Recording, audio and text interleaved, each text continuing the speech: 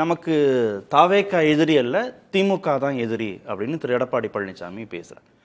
இங்க திமுக வெர்சஸ் தாவேக்கான இப்போ திரு விஜய் வெர்சஸ் திரு உதயநிதிங்கிற இடத்துக்கு அது நகர்ந்துருக்குன்னா அதிமுகவுக்கான ஸ்பேஸ் இருக்கா அந்த இடத்துல? இல்லை, இந்த இரண்டு பேருமே முதல்வர் எதிர்கட்சி தலைவர் ரெண்டு பேருமே அதிர்ஷ்டசாலிகள், காலம் தந்த கருணையால் வந்தவர்கள். அதாவது ஒரு சில நம்பர்ஸ் கிடைக்கலன்னா முதல்வர் ஆயிருப்பாராங்கிறது கேள்விக்குறி. குளத்தூரில் ஸ்டாலின் அவர்கள் ஒருவேளை வெற்றி பெற்றிருந்தால் இந்த எதிர்கட்சி தலைவர் பதவி உதயநிதி கிடைத்திருக்குமாலாம் தெரியல. அதெல்லாம் அதனால ஏதோ ஒரு அதிர்ஷ்டம் எங்களை நோக்கி தள்ளுகிறது.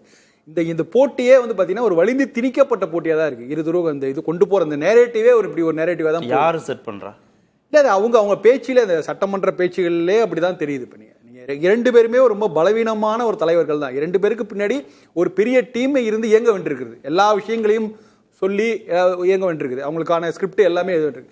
ரெண்டாவதுமே இவங்க ரெண்டு பேருமே ஒரு வலுவான குரலாகவே இல்லை. இவங்க தரப்புல இந்த ரெண்டு குரலுமே முதல்வரை விட வலுவாக குரல் பேசக்கூடிய அமைச்சர்கள் நிறைய பேர் இருக்காங்க. அது சட்டமன்றத்தில் நம்ம பார்த்தோம், லைவா பார்த்தோம். அதே போல எதிர்கட்சி தலைவரை விட அதிகமாக பேசக்கூடியவர் இருக்காங்க. எதிர்கட்சி தரப்புலேயே ரொம்ப வலுவான குரல் இருக்கு. இப்போதான் நீங்க கேட்கிற கேள்விக்கணும், இன்னைக்கு எதிர்கட்சி தலைவராக ஆக்சுவல் எதிர்கட்சியாக செயல்படுவது யாரு பார்த்தீங்கன்னா எடப்பாடி பழனிசாமி, அன்புமணி, தினகரன் கூட. தினகரன் அவருடைய எம்எல்ஏ இழந்து விட்டா இருந்தாலும் அவரும் ரொம்ப ஆக்டிவா அவர் இது பண்றாரு. நயினா நாகேந்திரன் கூட ரொம்ப ஆக்டிவா அறிக்கைகள்லாம் விடுறாரு.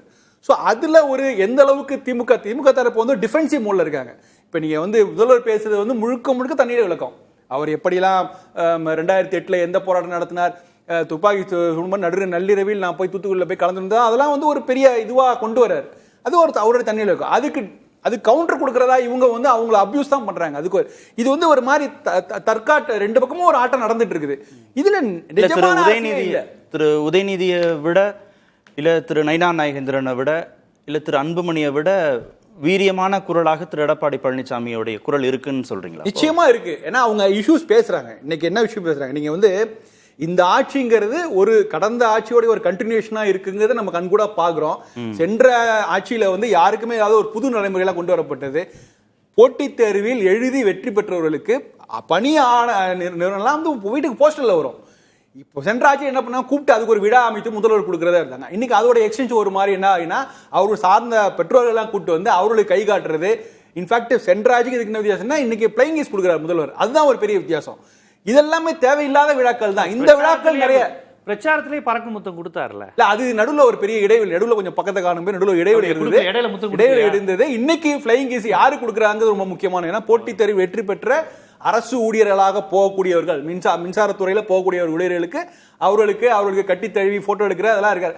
இது தேவையில்லாத விடா. சோ இது சென்ற ஆட்சியோட தொடர்ச்சி தான் இது.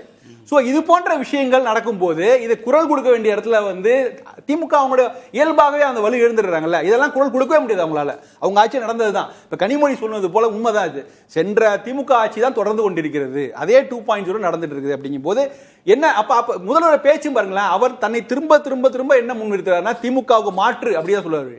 சென்ற ஆட்சிக்கு மாற்று கூட சொல்ல, திமுக மாற்று, ஸ்டாலினுக்கு மாற்று, உதயநிதிக்கு மாற்று அப்படிங்கிற. அதிமுகவை பொருட்படுத்தல, திரு எடப்பாடி பழனிசாமி மீதான விமர்சனங்களை எங்கேயும் வைக்கல, அதிமுகவுக்கான முன்னுரிமை கொடுக்கறதுங்கிறத செய்யவே மாட்டேன்றாரு. அதெல்லாம் ரொம்ப கவனமா அது செய்திருந்தால் இன்றைய ஆட்சியோட நிலைமையே வேறு மாதிரி இருக்கும். அவருக்கு நம்பர்ஸ் இல்ல, வெளிப்படையாக எடப்பாடி பழனிசாமி தலைமையிலான அதிமுக ஆதரவு கொடுத்தால் ஏற்றுக்கொள்வோம் வெளிப்படையா ஒரு பிரஸ் மீட்டா இல்ல வெளிப்படையா ஒரு அறிக்கையை கொடுத்திருந்தால் ஒருவேளை கணக்குகள் மாறி இருக்கும். இன்னைக்கு ஒரு ஸ்டேபிளான கவர்மெண்ட், இந்த மாதிரியான சச்சரவுகள் இல்லாத ஒரு கவர்மெண்ட் நம்ம பார்த்திருக்க முடியல. முழுக்க அதிமுகவை தன்வயப்படுத்துறதை நோக்கி தாவே அது அவங்களுடைய வெளிப்படையாவே அவருடைய அமைச்சர். அதனாலதான் சொல்றேன், முதல்வருடைய குரல்கள வலுவான குரல்கள் மற்ற அமைச்சர்கள் இருந்து அவங்க வெளிப்படையா சொல்றாங்க 90% அதிமுக எங்க பக்கம் வந்துட்டாங்க அப்படின்ட்டு. எல்லா பாஜக கம்யூனிஸ்ட் கட்சியில இருந்து கூட ஆட்கள் இருந்துதான் இருக்காங்க. சோ அவங்களுக்கு தேவை இருக்குது. கட்சி கட்டமைப்பு அடியில ஒன்றும் கட்டமைப்பே இல்ல. அதை உடனடியாக உள்ளாட்சி முன்னாடி கட்டமைக்கணுங்கிறது அந்த நெருக்கடியில் அதெல்லாம் பண்றாங்க. பட் ஒரு பக்கம் ஒரு ஆட்சிக்கான வேலைகள் நடந்துட்டு இருக்கு, இன்னொரு கட்சிகள். ஆனா ரியலான இஷ்யூஸ் அட்ரஸ் பண்றாங்களா இல்ல, அதுதான் இல்ல. அதை நீங்க எப்ப தெரியும்னா இந்த எதிர்க்கட்சி தலைவர்கள் எல்லாருமே சொல்றேன், நிஜமான எதிர்க்கட்சி தலைவர்களாக எடப்பாடி பழனிசாமி, அன்புமணி தினமும் ஒரு அறிக்கை கொடுக்கிறார். இல்ல இருதுருவ அரசியலுக்குள் தன்மைக்குள்ள அதிமுகவுக்கு இன்னமும் ஸ்பேஸ் இருக்கா? இல்ல இது காலம் அரசியல் மாறிடு. இனிமே இருதுருவ அரசியல நம்ம வலிந்துதான் திணிக்க முடியாது. அதுக்கான அரசியல் மாறி போயிடுச்சு. இனி வரும் காலம் கூட்டணி அரசியலுக்கான காலம். மொத்தமே ஒரு 2-3 பேர் அங்க வைக்கக்கூடிய இதுதான் இருக்கு. இன்னைக்கே ஒரு முதல்வர் என்ன சொல்றாரு, கூட்டணி ஆட்சி தான் சொல்றாரு. ஆனா கூட்டணிக்கான இடம் கொடுக்குறாரு. இந்த கூட்டணிக்கு ஒரு பேர் வைக்கிறாரா? அது பேர் வைக்க மறுக்கிறார். ஆனா கூட்டணியோட சப்போர்ட்ல தான் இந்த கவர்மெண்டே போயிட்டு இருக்குது. அதனாலதான் திமுகவும் அவங்க கிளைம் சொல்றாங்க, எங்களுடைய கூட்டணி கட்சியோட ஆதரவுல தான் போயிட்டு இருக்குன்னு சொல்றாங்க. சோ அதனால இதுல வந்து ஒரு சிக்கல் என்னன்னா, இது கூட்டணி ஆட்சி தான் முதல்வர் சொன்னாலும் அவர் தன்னை முன்னிலைப்படுத்துவதான் விரும்புகிறார். சோ அப்ப திரும்ப இவங்க இருதரப்பு போட்டி அரசியலை முன்னிலைப்படுத்துவதான் இருதரப்பும் விரும்புது. இல்ல, தன்னை முன்னிலைப்படுத்த விரும்புகிறாருங்கிறத கடந்து தனக்கான எதிரி யாருங்கிறத தீர்மானிக்கிறதும் அவர்தான். அதுதான் சொல்றேன். அதெல்லாம் பழைய கால ஸ்டைல். இனிமே என்னுடைய எதிரி யார் என்பதை பிக்ஸ் பண்ணக்கூடிய வாய்ப்பு நமக்கு கிடைக்கவில்லை. ஏன்னா காலம் மாறிவிட்டு கூட்டணி அரசியல், கூட்டணி கட்சிகளோட தயவு, அது திமுக சென்ற ஆட்சியில 10 ஆண்டுகளா இருந்தது. கூட்டணி கட்சிகளை நம்பித்தான் அவர்கள் தேர்தலை சந்தித்தார்கள். அதன் மூலமாகத்தான் வெற்றி கிடைத்தது. இன்னைக்கு தனியாக நின்றால் திமுகவால் தேர்தல் எந்த அளவுக்கு செய்வாங்க உறுதியாக சொல்லவே முடியாது.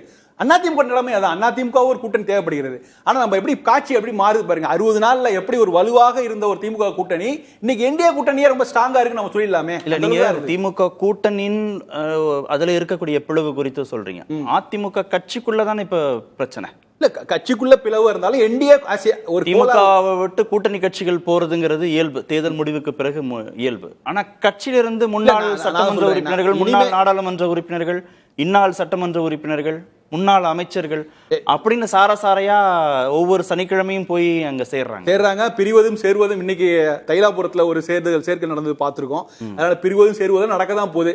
ஆனா இனிமேல் வந்து இருதரப்பு ஒரு அரசியலாக ஒரு அது முக்கியமா 2 பேர் 2 தனிநபருக்கான ஈகோ கிளாஷ் இதெல்லாம் பெரிய அளவுக்கு எடுபடுறதுக்கான வாய்ப்புகள் இல்லை. இனி வரும் கால கூட்டணி இது மட்டும் இல்ல, ஆட்சி மட்டும் இல்ல, அன்றாட அரசியலே கூட்டணி அரசியலாக தான் வந்து கொண்டு போக முடியும். அதனால இதெல்லாம் ரொம்ப எடுபட, இது ரொம்ப செயற்கையா இருக்குது. இதுல முக்கியமான இஷ்யூஸே பேசப்படவே இல்லை. அதுக்குன்னு 2 வசீகர தலைமைகள் வேண்டாமா? இல்ல, வசீகர தலைமை வேணும். அதுதான் முகங்கள். கட்சிக்கும் வேணும், கூட்டணிக்கும் வேணும். இல்ல, நிச்சயமா ஒரு கூட்டணிக்கு ஒரு முகங்கள் வேணும். அந்த முகங்களே 3 முகமாக இவங்க 2 பேரும் பகிர்ந்துக்கிறாங்களான்னு கேக்குறேன். திரு விஜய், திரு உதயநிதி முன்னிறுக்கிறார்கள். இவங்களை தரப்பா வலிந்து திணிக்கிறார்கள். அது எந்த அளவுக்கு எடுபடும் தெரியல.